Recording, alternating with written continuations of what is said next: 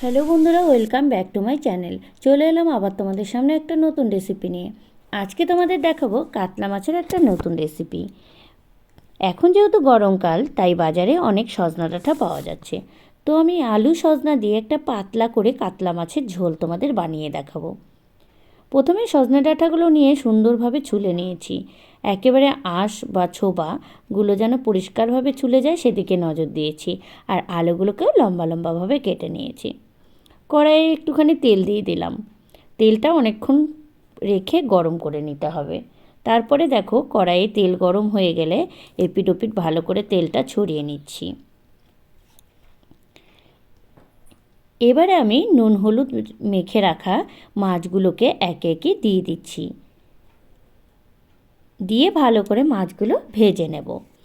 আর কাতলা মাছ কিন্তু খুব কড়া করে ভাজার কোনো দরকার নেই, কারণ যে কোনো বড় মাছে খুব কড়া করে ভেজে নিলে তেলটা বেরিয়ে আসে, তা মাছের স্বাদও অনেকটা কমে যায়।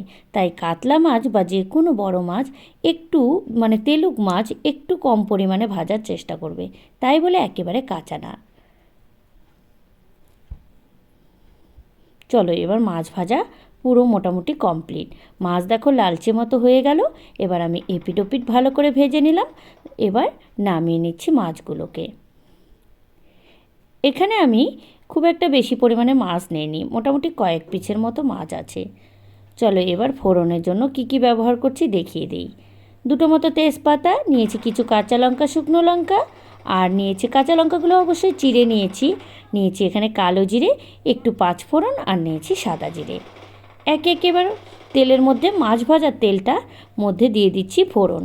তোমরা চাইলে মাছ ভাজার তেলটার মধ্যে না দিয়ে অন্য তেলেও দিতে পারো, তবে আমি যেহেতু মাছের ঝোলই বানাবো তাই মাছের তেলটা আমি ফেলিনি। আমি কিন্তু প্রথমে অল্প একটু তেল দিয়েছিলাম। মাছটাতে প্রচুর পরিমাণে তেল বেরিয়ে গেছে, দেখতে পাচ্ছ কতটা পরিমাণে তেল বেরিয়েছে। এবারে আমি ফোড়নে দিয়ে দিলাম সবগুলো। এবার ফোড়ন দেওয়ার পরে এপিট ওপিট লালচে মতো করে নিয়ে সঙ্গে সঙ্গে দিয়ে দিলাম জল ঝরিয়ে রাখা সজনে ডাঁটা আর আলুগুলো। সজনে ডাঁটা আলু দেবার পরে আমি ভালো করে এপিট ওপিট নেড়ে নিচ্ছি। অ্যাড করতে হবে প্রয়োজন মতো নুন আর হলুদ এর মধ্যে। আলুগুলোকে সম্পূর্ণ আমি ছুলে নিয়েছিলাম। তোমরা যারা ছুলে নাও নিতে পারো, তারা আলু ছোবাসহ রান্না করতে পারো, তবে ছুলে নিলে স্বাদটা ভালো লাগে এবং দেখতেও ভালো লাগে আলুগুলো। নুন হলুদটা একদম পর্যাপ্ত পরিমাণে দিয়ে দিচ্ছি। নুন হলুদ দেবার পরে খুব ভালোভাবে সজনে ডাঁটা আর আলুটাকে ফ্রাই করে নিতে হবে।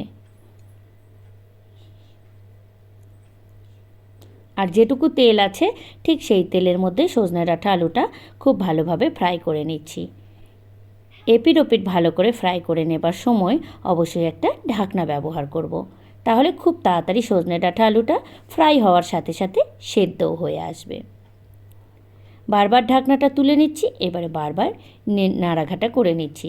দেখো কি সুন্দর একটা লালচে মতো কালার চলে এসছে, দেখে বুঝতেই পারছো যে ভাজা কমপ্লিট হয়ে গেছে। সজনে ডাঁটা আলু ভাজতে ভাজতেই কিন্তু অনেকটা পরিমাণে সেদ্ধ হয়ে আসবে, তাই এখানে জলটা, সেদ্ধের জল যে ব্যবহার করব সেটা একেবারে কম দেব, খুব একটা বেশি পরিমাণে জল দেব না, তাহলে সব সজনে ডাঁটা আলুগুলো গলে যাবে। এবার সজনে ডাঁটা আলুতে পর্যাপ্ত পরিমাণে জল দিলাম, তারপরে আবারও একটা ঢাকনা ব্যবহার করছি। চাপা একটা ঢাকনা দিয়ে বেশ 2 থেকে 3 মিনিটের মতো রেখে দিয়ে দেখে নিলাম যে জলটা শুকিয়েছে কিনা। দেখি মোটামুটি জল শুকিয়ে গেছে। এবারে কষিয়ে নেবার পালা। কষিয়ে নেবার সময় অবশ্যই এখানে মশলা অ্যাড করতে হবে। চলো দেখিয়ে দিই কী কী মশলা এর মধ্যে অ্যাড করছি। মিক্সিতে আমি বেটে নিয়েছি আদা, জিরে আর শুকনো লঙ্কা। তোমরা চাইলে ধনে গুঁড়োও দিতে পারো। এবারে আমি মশলাটা অ্যাড করলাম। মশলা দেবার পরে আবারও ভালোভাবে কষাতে হবে। সবজিটা যত সুন্দরভাবে কষাবো তত কিন্তু মাছের ঝোলের স্বাদ হবে। চলো, এবার সবজিটাকে সুন্দরভাবে কষিয়ে নেওয়া যাক।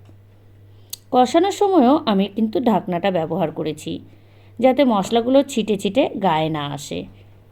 এবার দেখো মোটামুটি আমার কিন্তু কষানো কমপ্লিট হয়ে গেছে। এপিট ওপিট খুব ভালোভাবে কষিয়ে নিয়েছি। চাইলে কষানোর সময় তোমরা একটুখানি তেলও অ্যাড করতে পারো। প্রথমের দিকে যদি তেলটা কম পরিমাণে দাও তাহলে কিন্তু অবশ্যই কষানোর সময় একটু তেল দিতে হবে।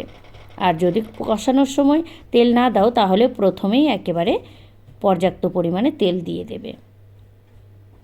মশলাগুলো যখন কড়াইয়ের গায়ে চিটকে চিটকে যাবে বা আটকে যাবে তখন বুঝতে পারবে, বা তেল ছড়িয়ে আসবে মশলার গা থেকে, তখন বুঝতে পারবে মশলা কষানো আর সবজি কষানো পুরো কমপ্লিট। তখন আমাদেরকে জল ব্যবহার করতে হবে ঝোলের জন্য। যে যেরকমভাবে ঝোল খাবে ঠিক সেই রকমভাবে কিন্তু জলটা অ্যাড করবে। চলো, সবজিটা পুরো আমার কষানো কমপ্লিট হয়ে গেছে। এবার এর মধ্যে আমি জল ব্যবহার করি। মশলার গা ধুয়ে মানে মিক্সির গা ধুয়ে দিয়ে দিলাম এর মধ্যে জল ঝোলের জন্য। আমি এখানে পাতলা ঝোল ব্যবহার করব, মানে পাতলা ঝোল রাখবো, তাই একটু আমি বেশি পরিমাণে জল দিয়েছি। তোমরা চাইলে যে যেরকম ঝোল খাবে সেই রকম দেবে। এবার দেখো ঝোলের জল দেবার পরে কতটাভাবে সবজিগুলো ভেসে ভেসে যাচ্ছে। আর সবজির গা পুরো কড়াইয়ের গাগুলো আমি ভালো করে চেঁচে সবজির মধ্যে দিয়ে দিলাম। এবার একটা ঢাকনা ব্যবহার করব, বেশ কিছুক্ষণ মতো রেখে তারপরে ঢাকনাটা তুলে নেব। ঝোল মোটামুটি অর্ধেক ফোটা কমপ্লিট হয়ে গেছে। এবার দিয়ে দেব এর মধ্যে ঝোলের মধ্যে ভেজে রাখা মাছগুলো। তার আগে একটুখানি নাড়াঘাটা করে নিলাম ঝোলটা। ভেজে রাখা মাছের পিস ঝোলের মধ্যে দিয়ে এপিট ওপিট ভালো করে নেড়ে দিতে হবে, যাতে মাছের মধ্যে ঝোলের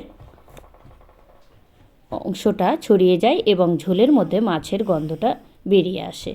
দেখো এপিট ওপিট ভালো করে নাড়াঘাটা করে নিলাম, আর ঝোলটা কালারটাও খুব সুন্দর চলে এসেছে। আর মোটামুটি 2 থেকে 3 মিনিট রাখলে ঝোল কমপ্লিট। তার আগে একটা আবারও ঢাকনা দিয়ে দিলাম, যাতে করে ঝোলটা ফাইনাল টাচ হয়ে যায়। চলো ঝোলটাকে পুরোপুরি এবার নামিয়ে নেওয়া যাক। দেখো ঝোলের ঘনত্বটাও কতটা ঘন হয়ে এসছে। এবারে আমি ঝোলটা নামিয়ে নেব। নুন হলুদ ভালোভাবে দেখে নিয়ে, ঠিকঠাক মতো দেখে নিয়ে ঝোলটাকে আমি নামিয়ে নেব। আর সজনে ডাঁটাগুলো দেখো ঠিকঠাকভাবে কিন্তু সেদ্ধও হয়ে এসছে এবং আলুটাও সেদ্ধ হয়ে এসছে, তোমাদের দেখিয়ে দিলাম। চলো তাহলে ঝোলটা নামিয়ে নেওয়া যাক।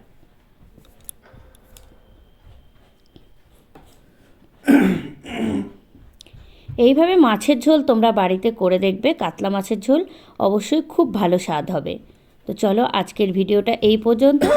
ভিডিওটা শেষ করার আগে তোমাদের বলি, অবশ্যই বাড়িতে ট্রাই করবে মাছের ঝোল এবং কেমন হয়েছে জানাতে ভুলবে না। আজকের মতো এই পর্যন্তই, দেখা হবে আবার একটা নতুন ভিডিও নিয়ে তোমাদের সাথে আগামীকাল। চলো টাটা।